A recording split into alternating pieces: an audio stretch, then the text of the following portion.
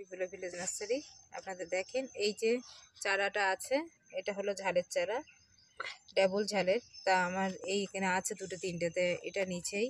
আর এই একটা আছে, ছাই জমিয়ে রেখেছিলাম, তাই ছাই অল্প আছে, অসুবিধে নেই। এর উপরে আপনি পাতা দিয়ে দেবেন, পাতা দিয়ে দিলে তাহলে এই বেডটা আপনার ভর্তি হয়ে যাবে। আর এই বালতিটা হলো হালকা হয়ে যাবে আপনার, তখন আপনি গাছ রোপণ করতে পারবেন, যেখানে খুশি চাগিয়ে নিয়ে যেতে পারবেন। তো এই মাটি আছে, প্লেন মাটি, এতে এখনও কিছু দিইনি, আমি পরে দেবো। এখন ওইভাবে আমি ঝালের দানাগুলো অনেকটা বীজ করেছি ছাদে, দেখেছেন, সেগুলো দিয়ে বসিয়ে দেবো। তা দেখতে থাকেন। এই যে লম্বু গাছের পাতা, শুকনো পাতা দিতে পারেন, কাঁচা অসুবিধে নেই। তো এইটা দিয়ে আমি ভর্তি করে আপনাদেরকে গাছ বসিয়ে দেখাবো। এটা পুরো ভর্তি হয়ে গিয়েছে। আর এই মাটি আছে, হালকা করে দিয়ে দেবো, দিলে এতে আপনি গাছ রোপণ করতে পারবেন, অসুবিধা হবে না। আর এই একটা আছে, এতে দিয়েছি, নিচে সবজির খোলা আছে, নিচে হালকা মাটি আছে, আর লিকুইড, আর উপরে হালকা মাটি দিয়ে এই গাছটা বসিয়ে দিয়েছি। এই যে একটা তুলেতে বসিয়ে দিয়েছি। আর এই একটা আছে, এটা কাঁঠাল গাছ, কাঁঠাল গাছের এখানেই কত সুন্দর হয়েছে দেখেন,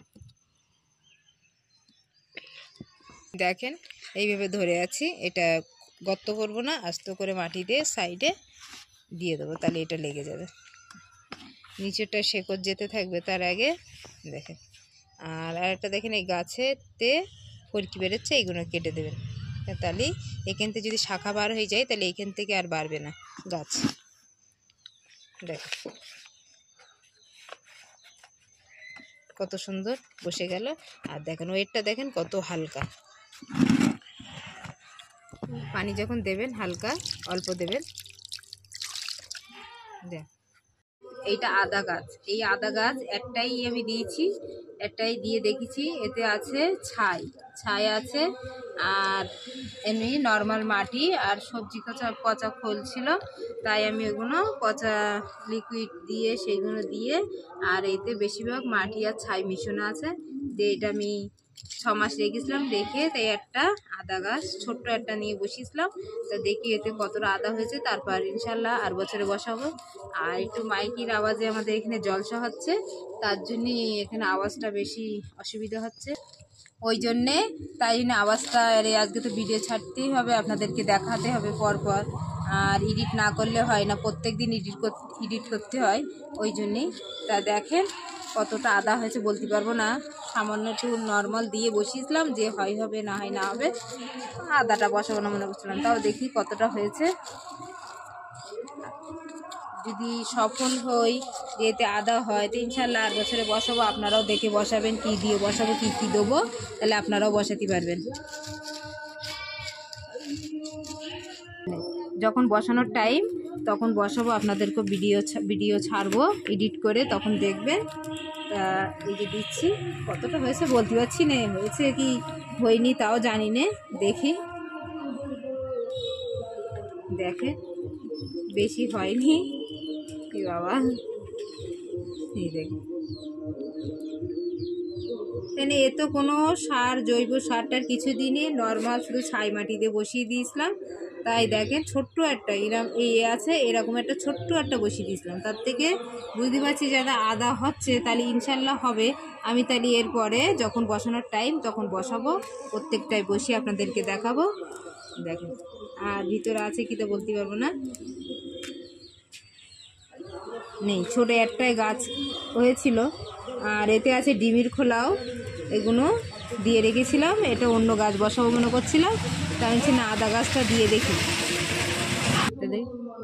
দেখেন এইটুকুনি হয়েছে, তার মানে এই যে আছে ছোট, এই এতটুকু একটা আমি এরম একটা এই বার হয়েছিল, আর লেতা এইভাবে বসিয়ে দিয়েছিলাম, তার থেকে যদি এই দুটো এই এতটুকু যদি হয়, তা তখন আবার আমি যখন বসাবো তখন ইনশাল্লাহ নিশ্চয়ই হবে। তাই ঠিক আছে, চেষ্টা করতে থাকবো, আপনারাও চেষ্টা করতে থাকবেন। দেখি এবার এই মাটিগুলো উপরে দেখেন, এইটার কিছু নিচেই দিইনি আমি, আর এইটার ছেদ্র আমি নিচে থেকে করিনি, এই যে করছিলাম, তো সব কটা নিচেতে ছেদ্র করেছি, দেখিয়েছি আপনাদের। আর এইখানে দেখেন, এই যে এই সাইডে আমি ছেদ্র করেছি সব কটা। যদি পানি এটাই পুরো বর্ষার সময় ভর্তি হয়ে যায়, তা নিচে হালকা পানি থাকবে, আর এখান থেকে যতটা পার হওয়ার পার হয়ে যাবে। যদি অসুবিধা হয় তখন দেখবো সাইড দিয়ে আমি সেদ্ধ করে দিতে পারবো। তাই এখানে 6টা 7টা সেদ্ধ করে দিয়েছি, অসুবিধা হবে না, এতে আর কিছুই দেওয়ার আমার নেই। ওগুলো সেদ্ধ করে দেখিয়েছি, আমি খোলা দিয়েছি, দিয়ে তার উপরে বালি দিয়ে তার উপরে বস্তা দিয়েছি। আর এতে কিছুই দেবো না, প্লেন দিয়ে আমি এগুলো বসাবো। এতেও আছে আর কোনো দেখেন যে কাঠিগুলো চাচা সেইগুলো দিতে আছে, আর এগুলো দিয়ে এটা পূরণ করছি। তারপর এর উপরে বিছড়ি দেবো। যে ধানের তুষগুলো রেখেছি এইটাও দিয়ে বেডটা পুরো ভর্তি হয়ে যাচ্ছে, বুঝতে পারছেন? তাহলে এতে মাটি কতটা কম লাগছে। তা আমি এই প্রত্যেকটা গাছে আমাদের এখানে জলসা হচ্ছে, তাই আওয়াজটা বেশি হচ্ছে, কিছু করার নেই। বুঝলেন, বলেছিলাম যে এডিট করতে হবে, দিতেই হবে, ভিডিও ছাড়তেই হবে, আর আপনাদেরকে দেখাতেই হবে। তো এই 4টে বেড আমার পূরণ হয়ে গেল। এর উপরে হালকা মাটি দিয়ে কাঠের গুঁড়ো দিয়ে পুরো এটা। তা দেখেন কীভাবে আপনারা বেডটা ভর্তি করো, অত টেনশন করবে এত বড় কী করে, কোথায় মাটি পাবো, কোথায় কি পাবো, তাহলে এই টেনশনটা আপনাদের দূর হয়ে গেল। এবার এটা যত পানি দেবেন দিয়ে প্রথম আপনি এতে লাল শাক বসাবেন। লাল শাক বসিয়ে তখন আপনি দেখবেন যে এতে যখন সব পচে গিয়েছে, হালকা হালকা লাল শাক হতো, তখন অন্য গাছ আপনি নার্সারিতে এনে ভালো যাতে বড় ড্রামে বসাতে পারবেন। আর এরপরে এখনও দিতে হবে, শুধু গাঁথতে হবে ভালো করে এরকম। তাহলে দেখেন কতটা নিচেই তলায় চলে গিয়েছে। এখনও এগুলো দিয়ে দিচ্ছি। আর যখনও এতে গাছ বসাবেন 1 সপ্তাহ ধরে পানি দেবেন, পানি দিয়ে তারপর এটা নিচে হয়ে যাবে। তারপর হালকা মাটি দিয়ে কাঠের গুঁড়ো মিশিয়ে, জৈব সার, কাঠের গুঁড়ো টুড়ো, তারপর গোবর সারটার দিয়ে আপনি এটা রেডি করে দিয়ে হালকা উপরে দিয়ে যখন এটা ভর্তি হয়ে যাবে, আপনি লাল শাক গাছটা বসাতে পারবেন। তারপর বসাবেন। তো দেখেন এতে আমার এখনও নিচে লেবে যাবে, এখনও দিতে হবে। আর এইদিকেও দেখেন, এই যে এটাও কত সুন্দর, এটা সর্ষের যে আলু গাছ বসিয়েছিলাম সেইগুলো দিয়ে এর উপরে দিয়ে দিয়েছি। তো দেখেন পুরো 3টে 4টে এই 4টে বেড আমার কমপ্লিট হয়ে গিয়েছে। এবারে এর উপরে যে মাটি দিয়েছি এখনও মাটি দিতে হবে। আর এগুলো দিয়ে এখনও আছে এখানে মাটি, যে আমি আদা গাছ দেখিয়েছিলাম, আমি দেখেছিলাম ট্রাই করে যে হয় কি, ওই জন্যে। তা ওই মাটিটা এতে দিয়ে আমি বেডটা ভর্তি করে নেবো। এই যে বেডটা, এটাই মাটি ছিল, মাটি সব কিছু মেশানো আছে, এটাই দিয়ে যতটা হোক আমি দিয়ে এর উপরে দিয়ে দেবো। আর এটার উপরে দিয়ে দেবো।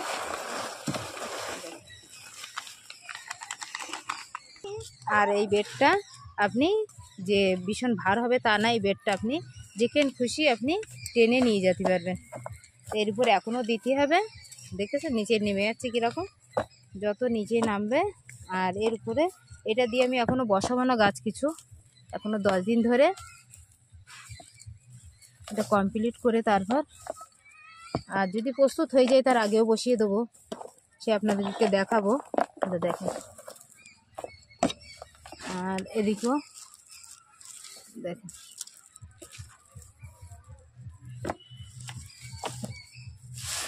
দেখেন যত চেপে দেবেন এতে হামেশাই, এখন কিছু হোক না হোক, কোনো সবজি হোক না হোক, বর্ষা না পার হয়ে ভালোভাবে বেডটা তৈরি হবে না। এখনই তো পানি দেওয়া যায় না, যতটা পানি দেওয়া যায়। আর লাল শাক আপনি অবশ্যই বসাতে পারবেন। তো দেখেন কত সুন্দর এরকম। আর এখনও আরেকটা আছে, ওটাও দিতে হবে। আর দেখেন টমেটোগুলো সব পেকে গিয়েছে।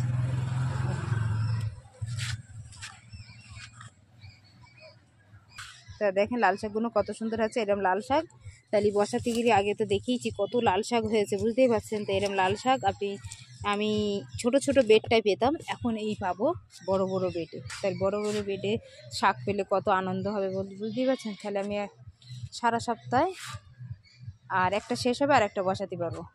তা দেখেন, যদি আজকে ভালো লাগে এই পরিচর্যা আপনাদের, লাইক শেয়ার সাবস্ক্রাইব, ভালো থাকেন, সুস্থ থাকেন, আল্লাহ হাফেজ।